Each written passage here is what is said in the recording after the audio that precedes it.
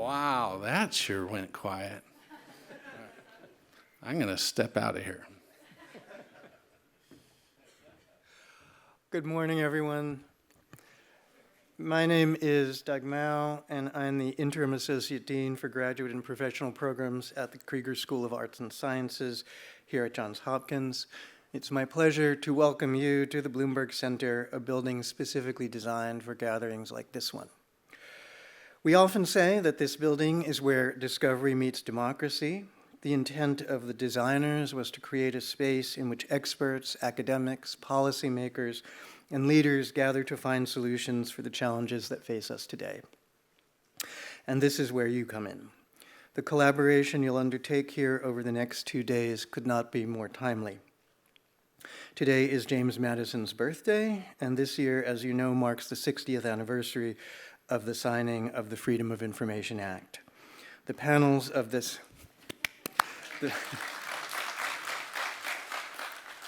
The panels of this event have been designed not just for listening, but for doing. Government transparency is at the core of a healthy democracy and public trust, and your ideas, your vision put into practice can move the needle. So it's our honor to host you here.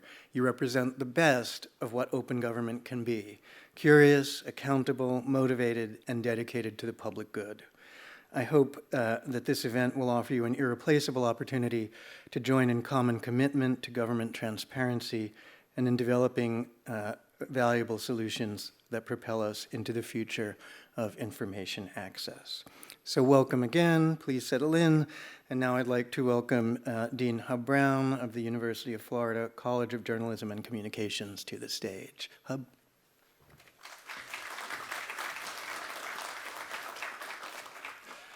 Good morning, all. Good morning. I love it. Welcome to Sunshine Fest. It's very optimistic logo, and I think we should carry that optimism throughout this meeting. Thank you to everyone who has joined us: journalists, scholars, students, public officials, and advocates who all share a commitment to open government and the public's right to know. I bring greetings from the state that was the first to craft laws opening government to public scrutiny and is lately at the forefront of attempts to curtail it.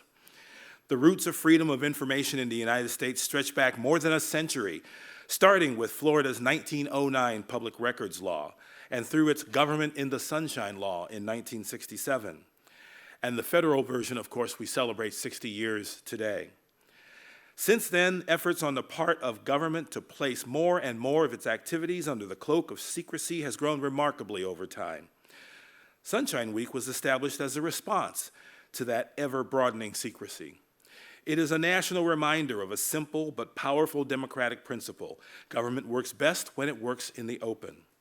And here we have the opportunity to be clear-eyed about the challenges to that principle and practical about the ways to protect the access to records that help ensure it.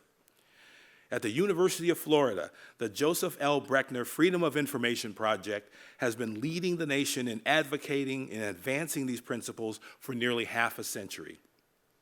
The project traces its origins to 1977 with the creation of the Florida Freedom of Information Clearinghouse. It later became the Joseph L. Brechner Freedom of Information Center in honor of Orlando broadcaster and transparency advocate Joseph Brechner, whose generosity helped build a lasting institutional commitment to open government. Today, the Brechner FOI project continues that mission through research, education, and public engagement. It trains thousands of people each year in how to obtain public records, publishes the peer-reviewed Journal of Civic Information, tracks legislation affecting transparency through the National Secrecy Tracker, and now coordinates this gathering each March to raise awareness about the importance of access to information.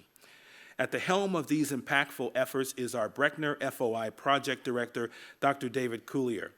Dave has been nothing short of tireless in expanding the reach of Brechner, in coming up with new ways of advancing freedom of information, and in building bridges between organizations to strengthen our ability to aid journalists and the public in their quest for access to information.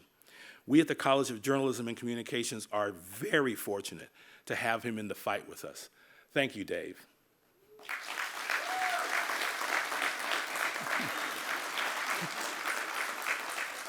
Gatherings like this one matter. We can cite the law all day, but freedom of information depends on our ability, a willingness to use the law to teach people how to exercise their rights and defend them, and to share tools and techniques that make FOIA practical, working reality.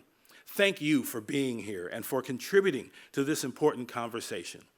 I now have the privilege of introducing one of the nation's greatest defenders of freedom of information, Burl Brechner. Having had a long career of journalism and broadcast ownership, Burl knows the value of freedom of information and has spent years strengthening it. He has not merely stewarded his family's legacy through the Brechner Center, but he has actively grown it over the years. He is a valued member of my Dean's Leadership Council and a true friend of the College of Journalism and Communications at the University of Florida. Burl Brechner.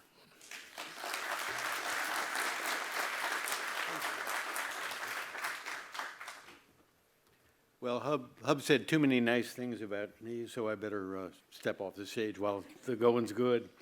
Thank you again, Hub. His parents came from Eastern Europe with nothing. Joe Brechner came to own and operate successful TV and radio stations, but in his heart and practice, he was a journalist, starting by putting out an 8-page broadsheet paper, the Northwest Journal, in Detroit when he was 19 years old. He learned through experience over the years that governments and courts were capable, despite open records and open meetings laws, of shutting down media to hide information and deny access. And with that, democracy declined. Democracy and individual liberties enshrined in the Constitution became his passion. Open government was a fight he never gave up. And it became a cause that grew from a handful of public access advocates in the 50s and 60s, 1950s and 60s, including in a hotel hot tub near the University of Missouri campus, where Freedom of Information Gathering had convened. He could never have imagined a gathering like this with over 200 people networking on these issues, now more critical than ever, just 2 blocks from the White House and the Capitol. Part of the reason we're here today is the University of Florida's Brechner Freedom of Information Center. Hub gave you details on that. That started with a gift from my family in 1986. And at the time, it was the largest gift ever given to the university's College of Journalism and Communications. I'd be remiss if I failed to mention the college dean who worked with my father, worked with Joe, to create the Brechner Center. That was Ralph Lowenstein, who was also in that hot tub in Missouri some years earlier. And the center's directors from inception to now have been Bill Chamberlain, Sandy Chance, Frank Lamont, and David Coulier. And I realize, too, those of you who attended the University of Florida, who are here, and worked with these leaders, have always appreciated that connection. Some of you may know Hub, and he's been introduced, and we really appreciate his support for what we've, for 50 years, have really worked hard to make work. Joe, my father, called out in one of his nearly 1,000 editorials that he aired on a TV station in Orlando. He said, "Speak up, Americans." He wanted to bring passion to the public in support of democracy and individual freedoms, and to that end, he wanted to assure that the work of government was always, always an open book. Thank you all for being here. You've got a work to do. Thank you.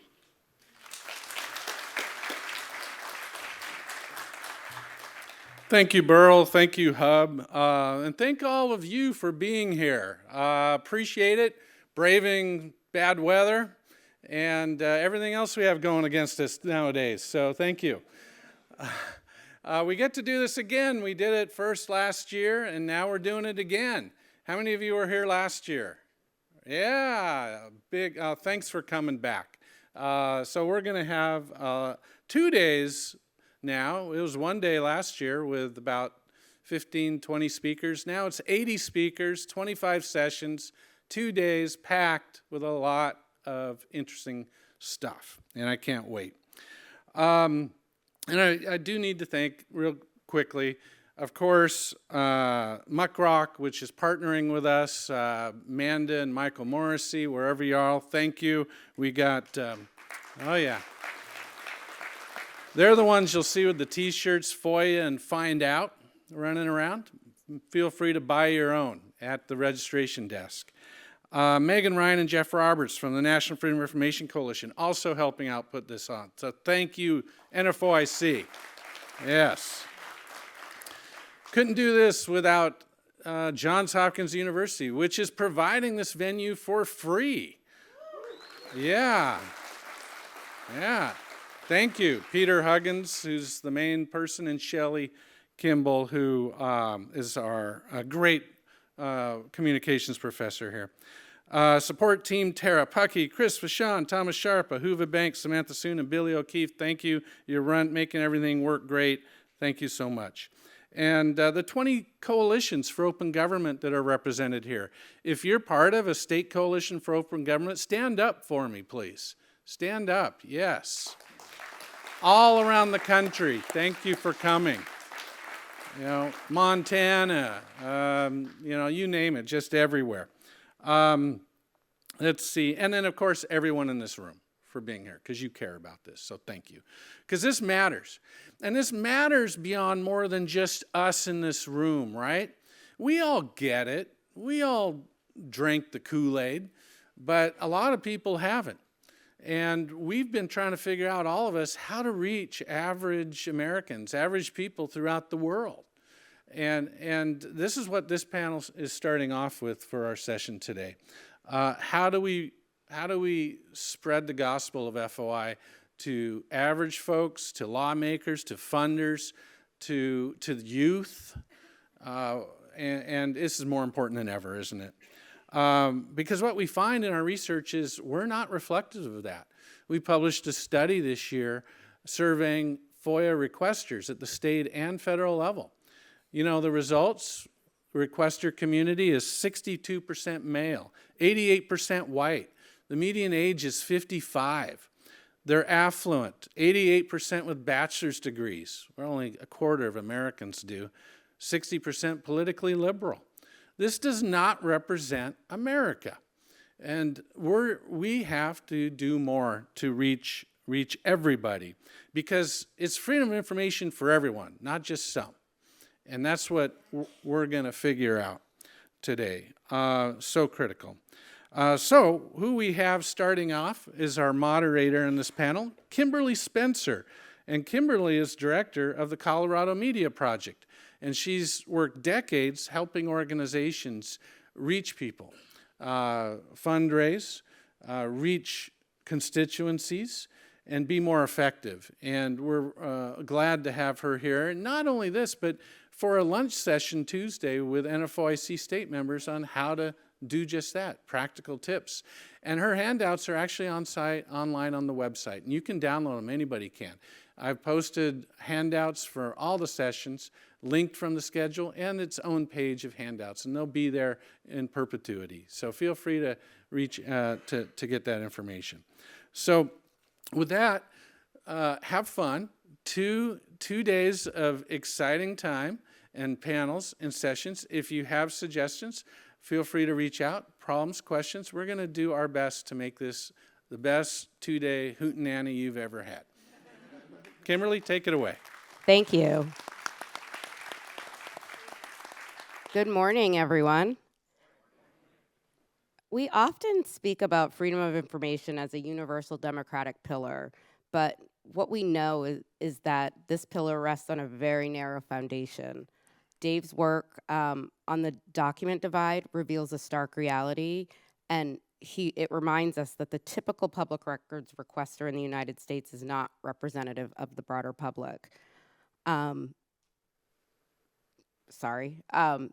They're overwhelmingly white, male, affluent, and highly educated. In my work with the Colorado Media Project and alongside colleagues like Jeff Roberts of the Colorado Freedom of Information Coalition, I see this play out every day in our local communities. We see when information is difficult or expensive to access, the people who need it most are the ones that are often left in the dark. If the right to know is only accessible by those with the time and resources to fight for it, then it is a privilege rather than a right. This is an equity crisis that requires a new strategy for how we engage the public, lawmakers, and donors. Our panel today is here to help us bridge this divide. We will hear from Seth Stern of the Freedom of Press Foundation, Amalie Nash from the Knight Foundation, Warren Seddon from the UK Information Commissioner's Office, and we will conclude our presentations with Searight Christiano from the University of Florida, who will provide the behavioral science to move us from awareness to action. Seth, let's start with you. Hey everyone, good morning. So at Freedom of the Press Foundation, one focus of ours with respect to our FOIA work, which is generally led by our Daniel Ellsberg Chair on Government Secrecy, Lauren Harper, who's here today, is making FOIA more of a household name. If you walk around and survey people on whether they've even heard of FOIA, let alone have any idea how it works, most people are going to say no. And that not only impacts their own familiarity with FOIA, but how they consume information and how they perceive news. You know, someone watches the evening news and gets body camera footage of an officer-involved shooting that occurred 3 months earlier. Do they understand the effort that went into getting that footage, the obstacles that had to be overcome, or do they just think, well, why did these journalists take so long? These people are not doing a very good job reporting the news. Probably the latter.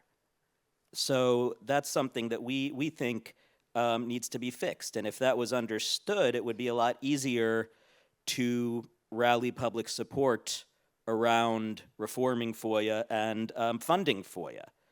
So, you know, to make FOIA a household name, we've got to emphasize the human impact. And many times the people best equipped to do that are journalists. Journalists historically, and obviously we're Freedom of the Press Foundation, we love journalists, but historically journalists have an aversion to making themselves the story, to writing about the challenges they encounter in order to report the news, to writing about press freedom. And to some extent, that's understandable. It feels like navel-gazing. It feels, you know, self-absorbed. They don't want to make themselves the victim. Whatever you think of that historically, at this point, their hand is being forced. You know, press freedom is a story. Just based on everything that's going on in the United States, whether it's Brendan Carr, Donald Trump, or Pete Hegseth coming after the press freedom is a news story now. So why not make FOIA a news story too? Why not write about the obstacles you face when you attempt to report based on public records? And that could look like an editorial or an op-ed. It could look like a specific story about the state of FOIA. But what I'd really like to see is it built into the main narrative. As you are telling the story, talk about what it took to get the information you're reporting. Talk about the information you wish you had, but you couldn't get. You know, it's pretty common for reporters to say, I called the chief of police and he responded with a no comment. It's less common to say, here are all the documents I tried to get, and here are the nonsense excuses that I was given. So, you know, I'd like to see journalists doing more of that. Journalists can also have a hand in the advocacy itself. I mean, there's no real, as far as I know, no other industries are so reluctant to advocate for their own interests. I get journalists not wanting to advocate on larger political issues if they're attempting to maintain neutrality or objectivity, but for their own interests, for FOIA, for the tools of the trade. We're working with a journalist in the U.S. Virgin Islands, Shirley Smith of the U.S. Virgin Islands has one of the worst public records laws I've ever seen. It's hundreds of years old, and there's not a single FOIA lawyer on the island who can litigate FOIA cases to the extent a cause of action even exists. So she's taken it upon herself to advocate for public records reforms and found lawmakers who are on her side. And sure, that's a little bit awkward as a journalist, but you know, what's the choice? No one else is going to change it. Another thing FPF has been focused on is taking FOIA-based reporting out from behind paywalls. Oftentimes, the public unless they subscribe to a particular news outlet, is not able to see some of the best FOIA-based reporting, which would lead to, again, greater appreciation of the value of that reporting and what it means to their lives. So we've encouraged news outlets that use paywalls to take FOIA-based reporting out, not to depaywall their entire websites or all of their content, but FOIA-based reporting specifically, and to be loud about it. To, when you post that story on social media, say this story is free for all, is not behind a paywall, thanks to our commitment to unpaywalling public records-based reporting that is derived from the records that you all fund and the institutions that you all fund. You deserve this for free. And the outlets that have done that, like Wired, 404 Media, it's paid off. It has not been a bad business move. Quite the opposite. It's built goodwill. It's built subscribe. Every time they tweet another unpaywalled story, they get more subscribers, more revenue. It's been good for business. So we're attempting to get more outlets on board with that. And I should shout out our board member who has been making a great effort to use his name to get this out to the public. It was his idea in the first place, actually, is the actor and activist John Cusack. He did a Q&A with CJR about it. We went on the radio together in Chicago to talk about it. He wrote for the Chicago Sun-Times about how the city of Chicago benefited from all the unpaywalled reporting that we happen to have. It's sort of unusual during Operation Midway Blitz, and how much worse things could have been if not for that unpaywalled reporting. So that's another major effort of FPF to bring FOIA-based reporting to a wider audience and build appreciation. And the last thing I want to briefly talk about is technology, and I probably shouldn't, because those of you who know me know I can barely turn on a computer. But I suspect we're going to hear a lot about AI over the next couple of days. But one thing AI offers is an opportunity to educate the public more about public records, because as slop and deepfakes become more pervasive, I think the pendulum's going to swing. People are willing to tolerate misinformation to a point, to a rather disturbing point, as we've all seen over the past few years. But at some point, if you have no idea whether the videos on your screen are even real or not, you're going to want, a brand you can trust, or some indicator of reliability in the news you consume. And that presents an opportunity for people to say, is this report backed up by public records? Show me the public records this report is backed up by. Make that part of people's habit for consuming news. And the other technological opportunity I see, this sort of gets away from the journalist focus of what I've been saying so far, is that ordinary people will have a much greater opportunity to engage in FOIA themselves. It takes a certain personality type to manually comb through a stack of thousands of documents obtained through a FOIA, most of which are irrelevant.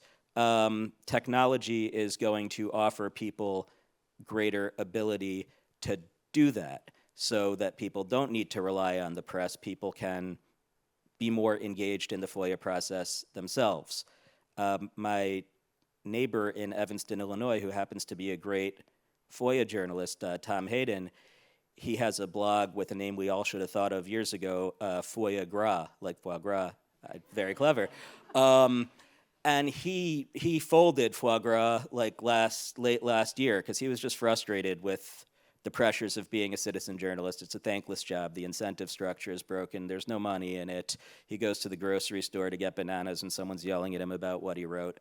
So and we wrote about this when he quit at FPF. We interviewed him for our website because we thought it was a poignant warning about where citizen journalism was headed. He's now come back because of AI. He sees the opportunities as encouraging, and he has developed a tool to allow other people to do what he does. He's developed, a sort of a chatbot type of tool to allow people to sift through public records at an efficiency rate that would have previously been impossible. I don't know if that tool will take off. Again, I'm not a technologist. Maybe someone else will build a better mousetrap, but that's the direction things are headed. As we saw with the Epstein files, people are able to sift through a remarkable number of documents quickly. So I see that as another opportunity to build public awareness of FOIA. Thank you, Seth. Now, Amalie, we'd love to hear from you. There you go. You can just stay up here if you want.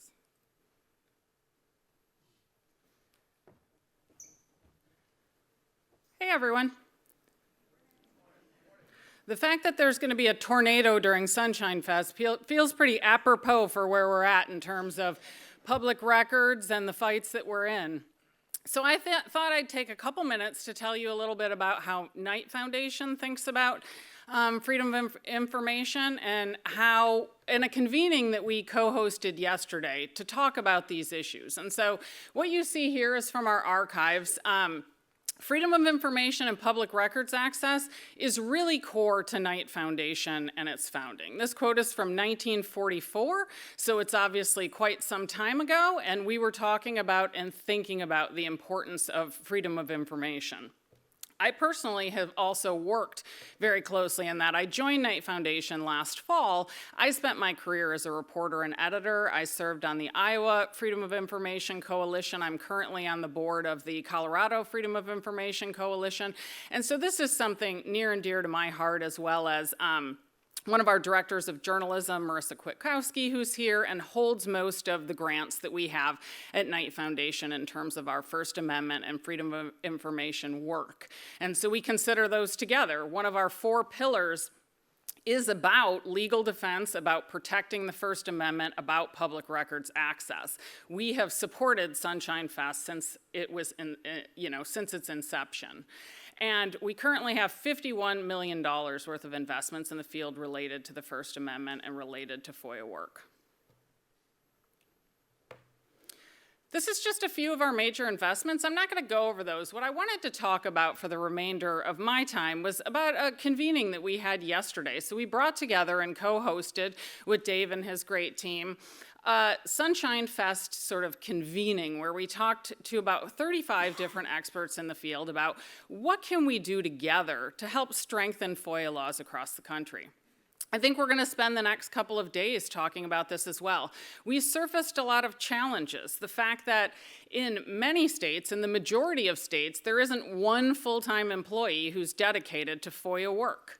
And so how are we going to make progress if there aren't even people, doing that work, the blocking and tackling, the being at the legislature, the lobbying for things? And so how do we think about that? A lot of those coalitions have sort of gone stagnant.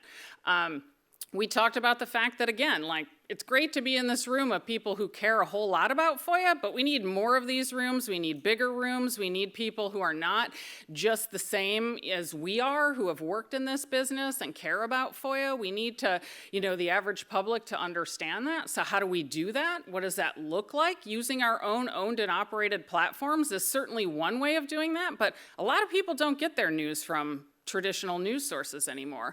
And so how do we expand that so that people really understand that public records access is access for all? We talked about the fact that, at this time in our country that, we're battling all these different things, and so we're not able to be on the offense. We're constantly on the defense. Even in states where we have active coalitions, they're very much trying to beat back things that are eroding public records access. They're not able to be out there advocating for things that are going to help improve. They're just trying to make them not worse, and that's not a great place to be. And so how do we think about that as a group of people? We also surfaced some hopeful signs. We heard from educators and others that younger people are getting engaged in FOIA, that they're caring about it, that they're interested in understanding transparency and what that looks like. We're hearing some momentum there. We're hearing that other funders are coming to the table and understanding this work. We're hearing that, coalitions are growing in some places and people are really engaging with this work. And so at Knight Foundation, we really want to understand how we can help influence as a journalism funder and bring people to the table and think about how do we work together to strengthen FOIA laws. So I'm really excited to be part of this gathering and to be here and hear from everyone and figure out how together we can start solving some of these challenges. Thank you, Amalie. Before you get to Warren, I just want to say thanks to the Knight Foundation, and not just the Knight Foundation, but all the folks that have supported Sunshine Fest this year. Last year we got $2,000 or $10,000 in sponsorships. This year $45,000, and so yeah. And the Knight Foundation launched NFOIC nearly 40 years ago, and so all of this is really tied in with people who care, that have money, and that's realistically critical for this. So make sure to thank the folks that have contributed to this because they care, and we appreciate that. Thank you. One thing I did want to add is we're going to wrap up these presentations and have a quick dialogue, but then we're going to open it and leave lots of time for questions. So start thinking of your questions for our panelists. Warren. Yes, thank you very much, and thank you very much for inviting me. I've already learned two things. One is that tornadoes are a thing in Washington, and the other is that the US media doesn't like writing navel-gazing stories about the US media. I'm conscious there's at least one British journalist in the room, and I would say that British journalists like nothing more than writing a navel-gazing story about the British media. But a bit of context, I don't want to cause a domestic instance, and I'm conscious I'm being recorded. So I'm going to use UK as shorthand. But in the UK, my office, the Information Commissioner's office, covers England, Wales and Northern Ireland for the UK Freedom of Information Law. There is a separate law in Scotland with a separate Information Commissioner. So when I say UK, it does exclude Scotland. My office also wears two hats. Well, actually wears around a dozen hats, but two main hats. So we regulate the Freedom of Information Act in the UK, which was passed in 2000, implemented in 2005, so quite young compared to its American counterpart, which probably we don't get to say that often from a UK perspective. So we've been going for its 20-year anniversary last year, and we also regulate the data protection law in the UK, the most recent iteration of which was in 2018. And there are sometimes tensions in those roles from a public awareness perspective as well, which we might touch on later on. And we have obligations under both sets of legislation under FOI to disseminate information to the public about the operation of the Act, and under data protection to promote public trust and confidence in the processing of personal data. And when it comes to usage, it's not bad in general. So about 15% of the UK population say that they've made a Freedom of Information request, which is just over 10 million people. 19% say that they've made a request for their own personal data, which they can do under the data protection law. And they're the two different rights, really. If you're asking for your own data, you're using the data protection law and making what's called a subject access request. If you're asking for general public information from one of the 100,000 or so bodies that are covered by the Freedom of Information Act, you're doing it under either Freedom of Information or if it's environmental information, a separate set of regulations which are a little bit more open and permissive. We're not great in terms of more granular usage data than that, in part because of how the legislation works, in part because of actually data protection law and how that works as well. So FOI in the UK is free to use. There are no fees, although there are cost limits in terms of how much you can ask for. And it's request blind as well. So basically you're supposed to get the same response whoever you are, whether you're a journalist, an academic, a member of the public. So we don't actually need to collect demographic data, and under data protection law, you're supposed to have a data minimization process in place, so only collect personal data if you particularly need it. So that does mean we don't actually have great research information in relation to the breakdown of how FOI is used across the country. What we can say, though, is it is well used across the country. So it's not a central government tool. So from a commissioner's office perspective, what we see in terms of the complaints that come to us, and if you're not happy with the response that you get from a public authority, you can come again free of charge to our office and make a complaint and say, I've not received a response, or I didn't get the information that I asked for, or they said they didn't hold it. I don't believe them. And we get a mix of all of those different types of complaints. And what we see is around 20 to 25% of those are about central government, but then about 40% are about local government, about 10% are about the NHS, so hospitals, local doctors, about 10% are about schools, about 10% are about the justice sector, so the police and the courts. So it's a really well-used piece of legislation across all the different types of public bodies that are covered. It's also really powerful in terms of how it's used as a tool. And if you look at most of the major scandals that have taken place in the UK over the last 2 decades, what you tend to find is that freedom of information has sat out, has kind of been involved from the beginning of those. There was a really good presentation at a conference I was at just a couple of weeks ago, where a lady who had a local postmaster who was being prosecuted by our National Post Office, which was happening to hundreds of individuals, if you've not seen this story. And she talked about how actually she just thought that was wrong and she didn't know what to do about it. And she accompanied him to court, met other postmasters that were being prosecuted, just thought it was wrong. And she had 22 pages of questions that she'd come up with in the months that she'd been helping this individual and didn't really know what to do with them. Parliament wasn't massively interested at that point. There wasn't a national inquiry. And she just started sending those questions off using freedom of information law. And what I would say is that there's definitely more space for us as the regulator to support people who are looking to use the law.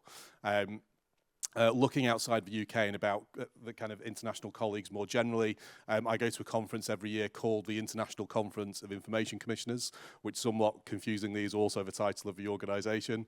And every year we have presentations from across different parts of the world where people are talking about this issue, about how do we reach out to underrepresented groups, how do we support organisations that are looking to use the law. And I think sadly the real problem is just investment. So again, touching on some of the themes we've already heard about this morning, my office's problem at the moment is that we're getting around 10,500 complaints, I think, this year. Last year we got 7,500. AI, I think, is possibly at the heart of some of that. I don't think the kind of bottoms fall out of the system.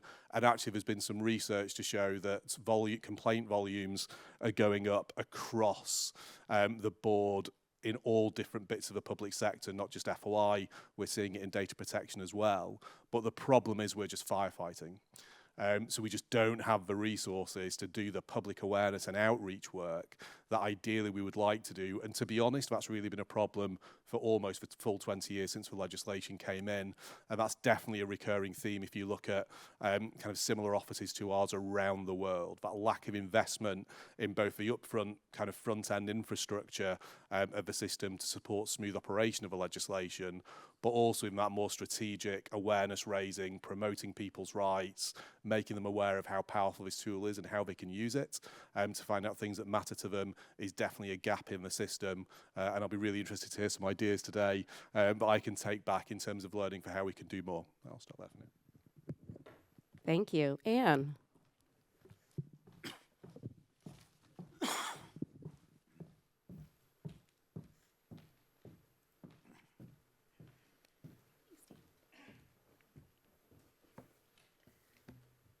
Good morning.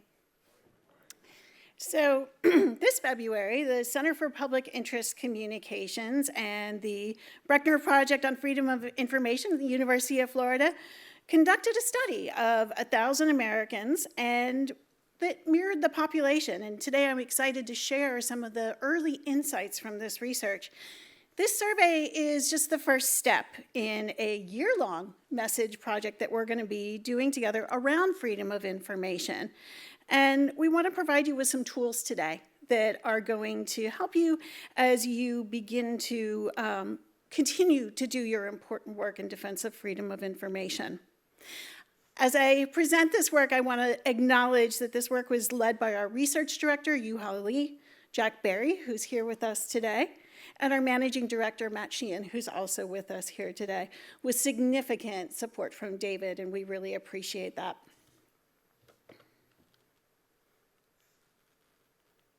So I've been reading a lot this week about this guy, John Moss, and I've really wondered from a communications perspective. I'm not a lawyer or journalist like many of you. I'm a communicator, and I wondered, how did this young congressman with no committee status, no experience, get the Freedom of Information Act, one of the most consequential pieces of legislation in U.S. history passed? And I kept wondering, why did he do it?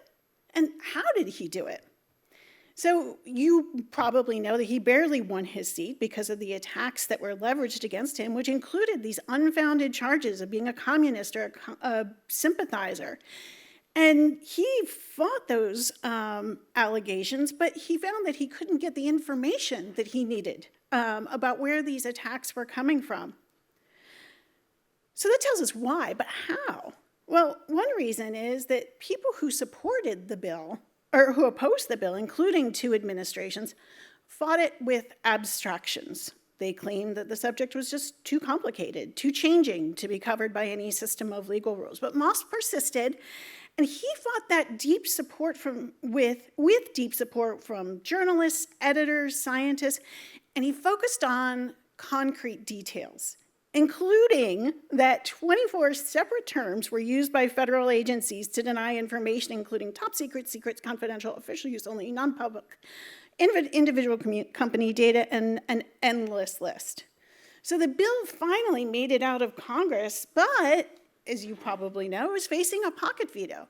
If Johnson didn't sign it, it would not go into effect. And so it was Bill Moyers, another journalist, his press secretary, who said, "You've got to sign this thing," and dragged Johnson kicking and screaming to his desk to sign it. And I'm going to come back to that later because I think it's really important, but let's get to the good stuff. Let's get to the survey. So, good news, the public's with you. But their support is wide and it's shallow, and it's not yet the kind of support that protects these laws when they come under threat. So we've got 91% of Americans supporting freedom of information. 91% have also never filed a freedom of information request. Interesting comparison. It's also true that many of the people who were trying to engage in this issue don't speak your language, but we see that as an opportunity. When we asked those 1,000 Americans to describe what freedom of information means to them, they reached for values, not statutes. And only 31 of the 1,000 people that we surveyed used the phrase right to know unprompted. So the legal and policy framing that this community lives in is largely invisible to the people that you're trying to reach. There's a disconnect there. But that's not discouraging. We see that as a design problem, and design problems have solutions. When we asked people to share with us the terms that came up when they thought of freedom of information, of course, every single person who took the survey said information, which is kind of an easy. But then we also saw access, right, transparency, accountability, and government. So we saw slight differences in some of the phrases that people use by political affiliation. So we looked at things like right to know, accountability, transparency, free speech, democracy, honesty, reducing corruption, and operations. And you can see with the blue being liberal leaning, the red being conservative leaning, the pink in the middle being conservative or moderate. You can see these beginnings of differences. We also wondered whether we trust freedom of information providers, and it depends on who it is. Turns out we trust nonprofits a lot. We trust the federal government a whole lot less. But when you look at this across political differences, you start to see some interesting differences in who left-leaning folks are more trusting of and who right-leaning folks are more trusting of. So who do we trust the most among freedom of information requesters? It's still nonprofits out there ahead, with private companies lagging behind. And if we start to look at that again by some of those political breakdowns, we start to see some interesting things emerge, that we still see the strongest support among left-leaning folks for nonprofits and academics, also for journalists. But among slightly more conservative folks, we're seeing a lot less support for the journalistic community. So this is the part that we all thought was super interesting and we're really excited about. Personal stakes tend to move people more than abstract ideas. So we asked people, under which of the following situations is it acceptable to restrict access to open records? And this was on a scale of 1 to 7. So we asked people, is it acceptable to protect the privacy of government employees? 5.35 said, yeah, sure is. But then we said, what if that information would help verify whether public officials live in the jurisdictions they represent? Maybe we're a little bit less supportive. Let me give you another example. If we said, should we protect government employees from harassment? 4.87 said, yeah, we should. What if those restrictions prevented you from being able to find and contact public officials for matters of interest to you? Ooh, maybe a little bit less. And what's interesting is that we tested this across 9 different scenarios. And we looked at privacy, harassment, security risks. And in every scenario, people were less supportive of restrictions when they were presented with a frame for how access to information could protect them and protect their interests. So how do Americans talk about freedom of information? They talk about transparency. They talk about accountability. These are the big themes that we saw coming out of our open-ended questions. They look at it as a fundamental right, even using terms aligned with how other rights are protected in the Constitution. They talked about access to truth and protection against censorship. And they describe freedom of information as protection against authoritarianism, particularly the more left-leaning participants.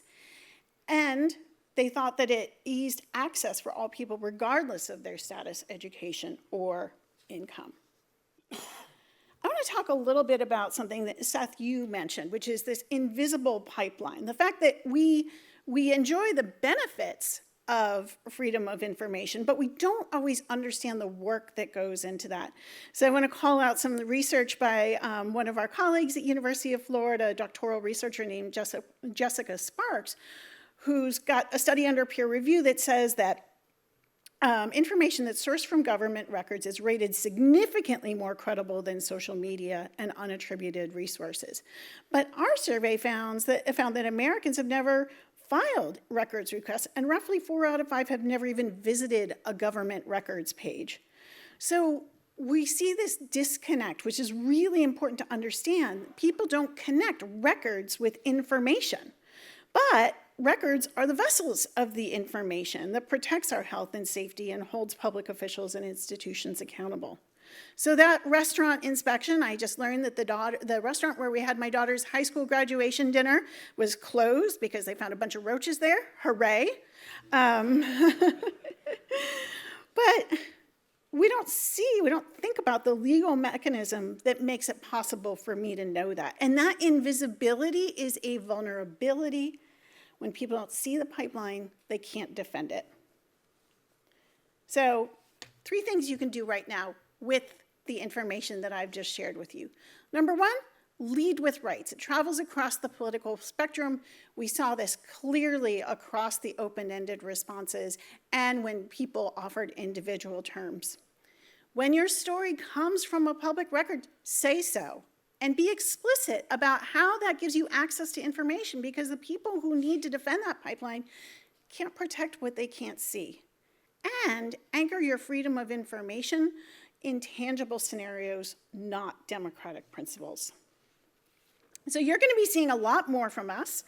Sorry, it's not a threat, but we're just getting started, and we've got a year of work that we're doing together. And 2 things that you can do today is talk to my amazing colleague, Jack Berry. He's a senior researcher. I think David's already reached out to you about the interviews that Jack is conducting. He really wants to talk to you and learn from you and has some great questions for you. We've also posted our pre-publication research, a 10-page overview of the research that I shared with you here, and you can get that here. And also, I think the slides are in the conference app as well. So as we close, I just want to acknowledge that John Moss got his bill passed and signed in part because he had the deep support of American journalists and the scientific community, but also because he was able to make this abstract idea concrete and meaningful. And this research suggests that we can use those tactics to protect freedom of information in the same way. Thank you.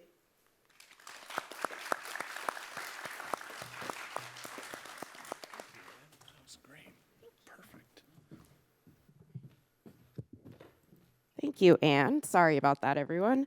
So let's move into our discussion. So I want to start with Seth and Warren. So Seth, your goal is to make FOIA a household name. And Warren, what we heard from you is you are approaching 11,000 complaints this year. So if we do all of the things and get this right, how do we convince lawmakers and policymakers and funders to actually fund the infrastructure so it doesn't collapse under, increased usage? Well, we can try, but I think it really depends on the press and the public to carry that. It can't just be an insider discussion. The point of making FOIA a household name, other than getting more people to file FOIA requests and use the system, is to create demand for FOIA to be funded. I don't think you'll find many people who have filed a FOIA request and had to navigate FOIA themselves who would oppose increasing funding for FOIA. If more people see themselves as stakeholders and see FOIA as something for them, not just for researchers and journalists, but something that they can use to find out about their school board, local affairs, improve their lives, on the local level, and also if they see FOIA's impact at the federal level, which I think we'll continue to see despite all the challenges over the next couple of years, there, I would hope, will be enough demand for funding that politicians feel pressure. Maybe that's optimistic, but I think that's the best bet. I can't go convince a politician to throw more money at someone potentially airing their dirty laundry. That's a tough sell for me to make behind closed doors as an advocate. There needs to be public support behind it. Of course, the other side, but there's also the issue of well, how can you adapt to the increase in requests without spending more money or mitigate costs? And I'm sure we're going to hear a lot about proactive posting. That's a big part of it. Devoting resources to figuring out how to post more records proactively so that you're not constantly engaged in processing requests and finding documents that are responsive to them and everything else you need to do. So that's always going to be part of reducing costs. I also think that training FOIA officers better will ultimately reduce costs, because when you've got FOIA officers who feel like someone's always looking over their shoulder, and the easiest thing for them to do to not get yelled at or get fired is just find a reason to deny requests and put the ball in someone else's court to sort it out.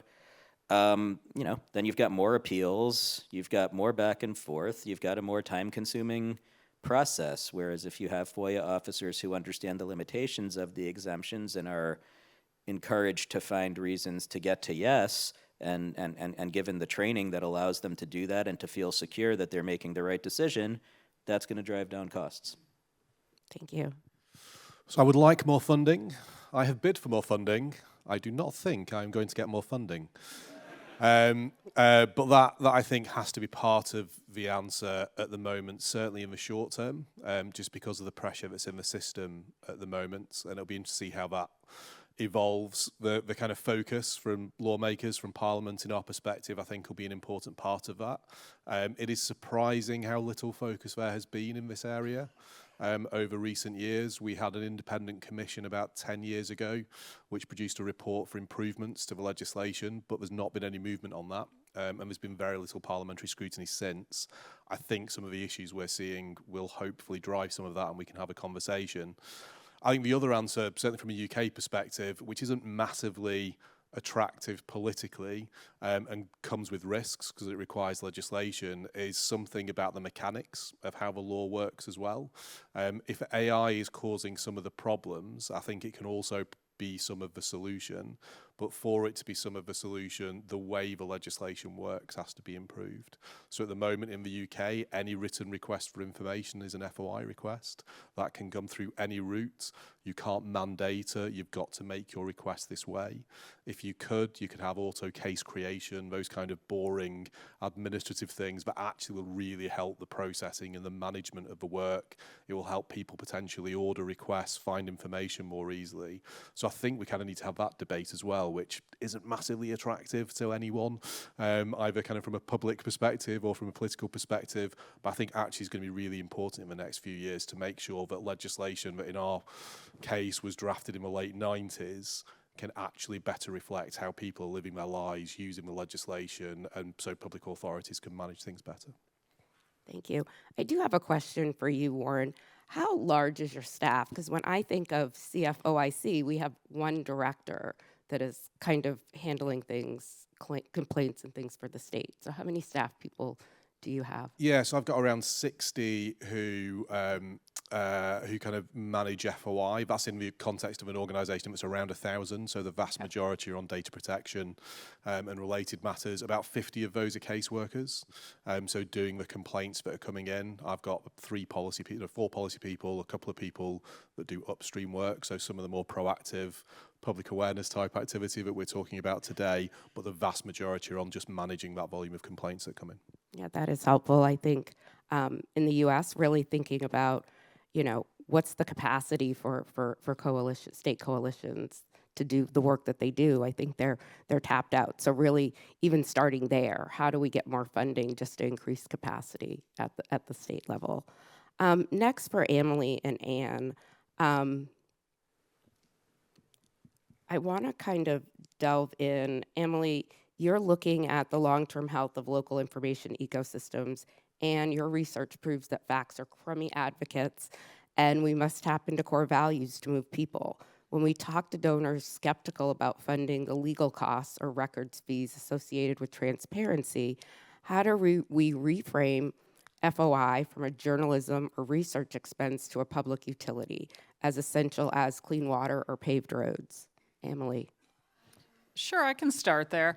I think there's a couple things. It is true that FOIA work in the funding world, it's pretty unsexy. And so you don't see a lot of funders coming and understanding sort of the importance of it and how often it's used. You don't hear that 7,000 hotline calls have come into the Colorado Freedom of Information Coalition, and they're not all from journalists. Some of them certainly are, but there's a lot of citizens doing that. And so I think there's some level of education around that. There's some level of understanding, the same way that we've been talking to other funders about local news as a journalism community and the importance of local news, thinking about that civic infrastructure. One of the things we talked about yesterday that I think is an important, way of having this become more in the public consciousness is how does it become part of more of civic engagement lessons, right? So I think it's really important to do things like, as journalists, we should always point out when we got records from FOIA. We should be really loud about the fights we've had to have, the money we've spent, the, public records battles, but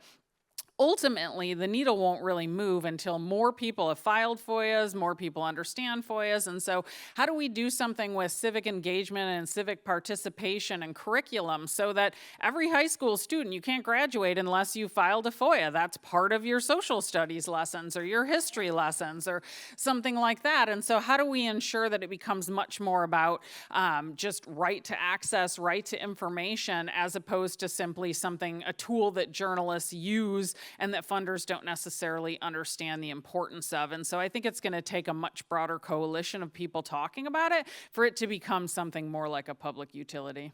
Thank you. I love, that was such a great response. I love the idea of having high school students file these requests. And I also really love talking about it as a public utility, as part of our infrastructure. When you think about the infrastructure of a town or a city or a state, like those bridges, they're so essential. That water treatment center, it's so essential. Having information about whether they're safe and working is also an important part of the infrastructure.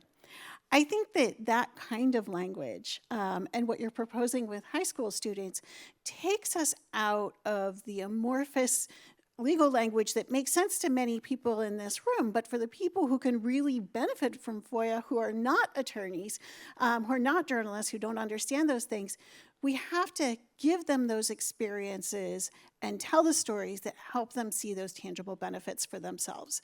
And do that with funders as well. Make sure that we're telling those stories, going into history, but going into the present moment of how things change when people have access to the records that give them the information they need. Thank you. This reminds me, we are right now, Colorado Media Project is teaming up with Colorado State University and Ad Fontes, who does the media bias chart, to really create a credentialing program for creators and influencers and folks that work in our extension offices, which are in every single county. And one of the things that we're training them on is really how do we bridge we're a creator influencer but don't necessarily have journalism skills. And one of those things is FOIA requests, because what we see is often when we see disinformation, I often think of Nextdoor, which I hate going on there, but when something happens in my neighborhood, that's where I go. But the information that is shared, people are making assumptions. If they knew, they could file a FOIA request and maybe find out why something happened in the neighborhood. Maybe we could cut down on that. So I just think the opportunity to train people and let them know that this is something that's available to them is critical. Next, I want to just jump into really just before we open the floor for audience questions, I want a quick take from each of you. If you could eliminate one single barrier, whether it's a paywall, which we heard from Seth, a fee, or a messaging trope that currently prevents folks from accessing public records, which one would it be and why? Let's start with you, Warren. Barriers aren't a huge problem to us because it's generally free and open to use. I think we should have a debate after 20 years about what all of our exemptions are and do they still make sense in terms of case law. There's obviously been a recent debate about, for instance, royal exemptions in the UK for obvious reasons. But that's just one example. And I think if we're going to have to open up the legislation to look at the mechanics, I think there's an opportunity there to think about how we can rationalise and reduce some of the exemptions, make the legislation as usable as possible for public authorities, and increase people's confidence in the value of it and getting information when they ask for it, unless there are very good reasons why they shouldn't. So I think that's what I'd like us to do in the UK if we can. Great. Amalie. I would eliminate waiting periods for FOIAs, because often those are, by the time we get the information, it's no longer even relevant. Colorado, they just beat back extending those waiting periods. We heard yesterday Marissa got a FOIA response that's 5 years old. She filed the request 5 years ago, and she just got it. And so that is really a barrier to getting information, is the fact that it takes so long, and they're able to extend the waiting periods and just continue going on and on until the information information you're seeking really isn't even relevant anymore. Seth, I know you had said paywalls. Is there anything else you wanted to add to that? Well, everyone keeps saying more or less what I was about to say. So yeah, echo everything that's already been said. And right, I already talked about paywalls. So I think I've got. And Anne, anything you want to add? Well, maybe. I think that when we talk about how change happens in this country, we build those stories around individual heroes, around individual acts. And a lot of times we leave out the mundane details that allowed that to happen. And I think, you talked about the sort of culture in journalism of leaving that out of the story, and yet it's utterly fascinating. And I think if we could leave something behind, it's the fact that if we don't include where the records and information is coming from, we're not telling the whole story. And if we don't make that invisible pipeline visible, we are going to miss out on one of the best tools we have for engaging the American people and how important this is. Thank you. Now we want to open it up for audience questions. There are mics throughout the room. Feel free to stand up and ask our panelists questions. Hi there, I'm Bob Becker from the DC Open Government Coalition. I'd like you to talk about the possibility of requiring in all state and federal FOIA that when a record is released in response to a request, it goes into a public searchable reading room so that it's available to all, because that would seem to eliminate a hell of a lot of problems.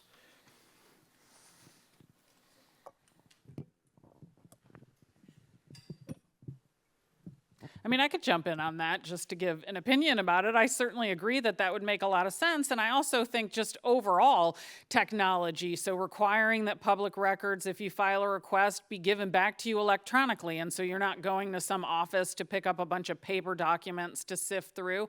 I think there's a lot of ways in which technology can benefit that. But I do think one of the things that would be important is putting records into some sort of place where they're easily accessible, searchable. You can train LLMs on them, all of that, to be able to just have the information in the formats you want in the ways that then become more publicly accessible. So it's not just going back to the reporter or whoever submitted the request, but in fact then becomes just a public record for all. And I would add, in addition to the released documents, every FOIA denial, correspondence with FOIA officers. People are often FOIAing other FOIAs and responses to other FOIAs. Make that accessible. Even things that technically are public records, like the opinions issued by public access counselors and so on particular requests, should be more accessible, should be available in places where people who don't know where to look will more easily find them, featured more prominently on government websites. Just quickly on that as well. So from a UK perspective, there's an organisation called My Society that run a website called What Do They Know, where people can make their FOI requests through that, and everything is then publicly available on that website. I think they've had over 1 million requests now submitted through that website, and it is a really good model. And I actually think there's real value in this for the future as well. So going back to that, how can AI help us in the future? If you have a tool that sits on the front end of a gateway for making requests that says, actually, this is already available, it's here. Do you want to have a look at it, or do you want to carry on making your request? Might be quite helpful in terms of just reducing some of the volume in the system and helping people get to information more quickly. So there's definite opportunities in that space. So I think it will probably start being explored for that reason, if nothing else. Good morning, Alex Howard. I'd like to say access to information is a human right, and that's true wherever we are. And it is not that it is because people aren't exercising it or utilizing it that it's just for some. It does extend to everyone. And if we think about that, is our government right now violating the law? And I'd argue, yes, FOIA is already broken. You're describing a world in which the government is being deluged and they don't have enough capacity. That is the state of things. If you can't sue under FOIA, you have no expectation of getting your response back. And so I'd like to sharpen this a little bit, because if transparency is necessary for accountability and we're seeing it systematically violated, we are not going to be able to recover as a nation. Right now, we're not talking about the fact that our FOIA offices have been cut, gutted, eliminated, despite that being against the law, and the capacity of the rest of them is not up to now the automated AI FOIA requests coming in. So I'd ask you, why aren't we talking about the Washington Post story, which used public records, that shows FOIA offices have been gutted right now? Why aren't we bringing that on stage and telling the American public, everyone who's watching right now, that your rights are not just threatened, they are being violated. If you make a FOIA request, you have no expectation you'll hear it back in 20 days. The incredible people from OJS at NARA do not have 1/100th of the funding they need to be in Ombudsman's office. That the director of OIP wasn't there last year. This is the part of the DOJ that's supposed to uphold this, and DOJ itself is systematically violating this. That lawyers are saying we can no longer trust what the government is saying when it posts these records. Or talking about the biggest transparency story in the country right now, which is the Epstein files. Sorry, folks, but that transparency law is much stronger than the FOIA itself. We should be talking about how to make that law into the next iteration of the FOIA. So I'd encourage all of you to sharpen this a little bit. If we want to make information roll down and have everyone be able to access it, then we need to talk about how bad things are. We're a nation at war. Is the public right to know not just being denied, but flagrantly so by people using ephemeral records on Signal devices, or Signal app, rather? Of course it is. Why aren't we talking about that? Why wasn't the fact that Marco Rubio is the acting archivist of the United States, who, by the way, was fired last year, and we still don't have somebody at NARA taking care of our public records, part of this conversation in a way that makes sure people know about it, because you are all right. It is not breaking through. But it is incumbent upon everyone who has a platform right now to talk about that, and I'd encourage you all to sharpen this a little bit and talk about the impact of authoritarian blindness in our country and in other countries, because corruption kills. Please make this sharper, because right now it does not feel like it's a democratic crisis, and I believe it is. Thank you.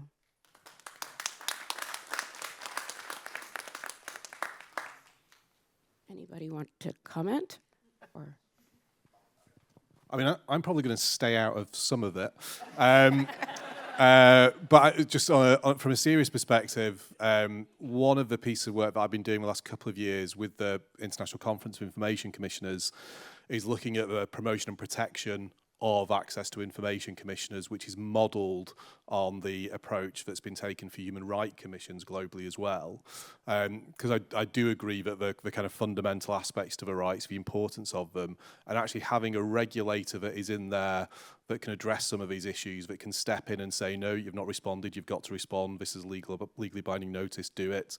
No, that information should go out there. We don't get it right all the time, but I think that is a valuable piece in the system that I think it's worth exploring to help kind of give a bit more edge and bite to the law and make sure there's that public confidence in the kind of scrutiny of it and the regulation of it. thank you. So to me, having individuals involved in the process and have a personal stake in the process relates directly to the sorry state of everything, to authoritarianism, to all of it. As you say, the Washington Post is already reporting on these issues. The Epstein files, obviously, despite significant efforts to distract, are national news. But that's not resulting in there being a broader push for public records and for more transparency and for those positions that have been cut from FOIA offices to be restored. So, I mean, we can talk about those enormous problems that we are all facing today and tomorrow, as many of us do, for a living every day. But I think the point I was trying to make, at least, is that once individuals feel it, once they think this is something that impacts them directly as FOIA requesters, as consumers of FOIA-based reporting, there might be a greater connection made between everything that's wrong with the country and the world and this particular statutory framework and the violations and abuses of it. Because right now, as you say, it's not getting through, and it's not. Sure, I'd love the media to cover FOIA more, as I was saying, but it's not like this isn't a story. It's not like transparency isn't out there. It's not like people aren't reading about all of this stuff. They are just not feeling empowered to do anything about it, and FOIA is a unique opportunity for them to actually feel empowered because they can go in themselves and to submit a FOIA request. It's not something they're depending on their lawmakers to do for them. There's a personal stake there, so that's what I'd like to see people recognize more. I also just want to add that thank you for your compelling words. I think we have to think carefully about presenting this as an overwhelming challenge without pairing it with a clear call to action. Because we know that pseudo-inefficacy is a thing. And when people are presented with an overwhelming challenge, they start to feel as though there is not one thing that they as individuals can do about it. And so if we are going to present that large, overwhelming challenge, that profound statement that you offered us, we have to pair it with very meaningful things that each individual can do to do their part in protecting freedom of information. Thank you. And Dave, do we have time for one more question, or are we? Yeah, maybe one question, and then if we can be quick. All right. Yeah, I'll try to Hey, get Dave, how about 2 more questions? I've been standing here too. Oh, way up there. Go ahead. Go ahead, Tom. Tom Sussman. I'm struggling because obviously you need more public involvement with making requests in order to get enthusiastic and help advocacy for increasing funding and improving the laws. But when the public, if you really do a good job of public education and the requests come in and the funds aren't there and the law's ancient, then the public's going to get turned off. And so how do you sort of resolve this catch-22 issue of building up the system with public advocacy, but getting the public involved with the system that's broken? I think it's helpful if the public sees that the system is broken. So you're submitting FOIA requests, you're not getting any responses back, and so you become a little bit more frustrated by the system, and you're more willing to invest in it. You're more willing to think about that. If you see laws being passed and, broken FOIA laws, and you're affected by that, or you're hearing more about the effects of that, I think that does help. And so if the system becomes a little more overwhelmed, it already is, things are not good, things are broken, then I think that helps, that people tend to feel more compelled to do something about, a broken system than necessarily saying, well, I filed something and it came through fine, and so, I got the information I needed. I think there needs to be friction in the system for people to feel compelled to try to do something about that. And people have the opportunity to participate at both the local and the federal level. And there are contrasts that can be made there, and I think it's helpful. It's broken across the board, but it might be a little less broken where you live than it is in D.C. And if people see that, I can, with a little bit of trouble, get local school board records or find out, who's what's going on at the next village board meeting. Get documents relating to my own community, and I can do that. It's not easy, and there are challenges, and I have to go through a bunch of bureaucracy and nonsense, but eventually I'll get them. Whereas at the federal level, with the budget the federal government has, with the importance of what the federal government is doing, I can't. People are going to recognize why that's an issue. So yeah, exactly. I think people need to see the problem. That's what's going to drive more engagement. If people participated in the system and everything was great, then we'd still want more people to participate in the system, but it would more just be for everyone to be able to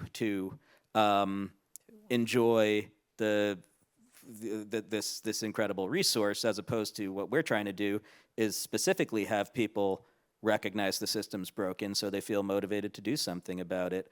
I don't think most people know that it's a struggle to get a public record. Most people just probably think you walk into City Hall, you say, here's what I'm looking for, and the clerk, goes into the back room for a few minutes and comes back and gives you your record.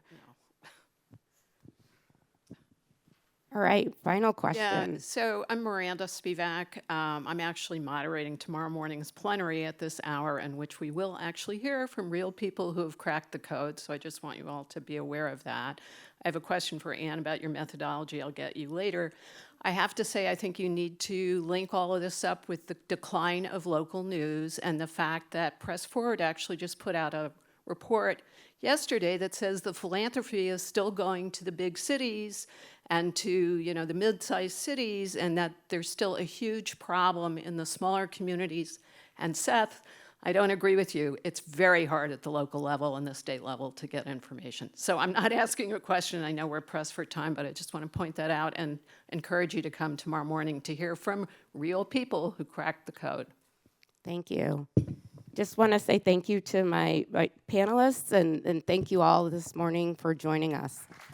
Yes, and thank you, Kimberly, for moderating, and everybody. We have a break now until, 23 minutes of break time out there. Then the breakouts start. You want to get there early, particularly to room 258 on Carnage and Backslide. So if you want to talk about the problems today, that's a good place to be. As well as vexatious requests, court transparency, and research revelation. So get yourself some coffee. You could bring it into break rooms and enjoy the day. Thank you.